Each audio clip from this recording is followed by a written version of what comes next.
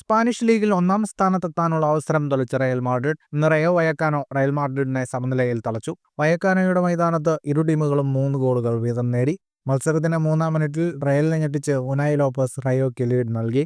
36-ാം മിനിറ്റിൽ Abdul മുമിന്റെ goal റയോയുടെ lead ഇരട്ടിയാക്കി.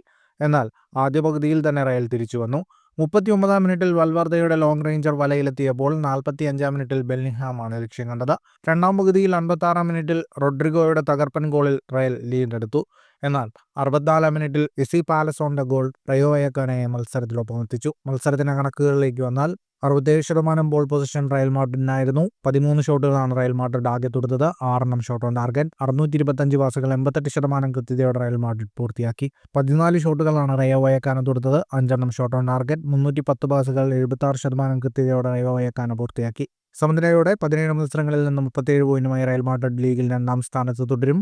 17 മത്സരങ്ങളിൽ 38 പോയിന്റുള്ള ബാഴ്സലോണയാണ് 1-ാം സ്ഥാനത്ത്. 16 മത്സരങ്ങളിൽ 20 പോയിന്റുള്ള റയോ വയക്കാനോ 13-ാം സ്ഥാനത്താണ്. ഫുട്ബോൾ ലോകത്തെ കൂടുതൽ വാർത്തകൾക്കും വിശേഷങ്ങൾക്കുമായി സ്പോർട്സ് കഫേ സബ്സ്ക്രൈബ് ചെയ്യുക.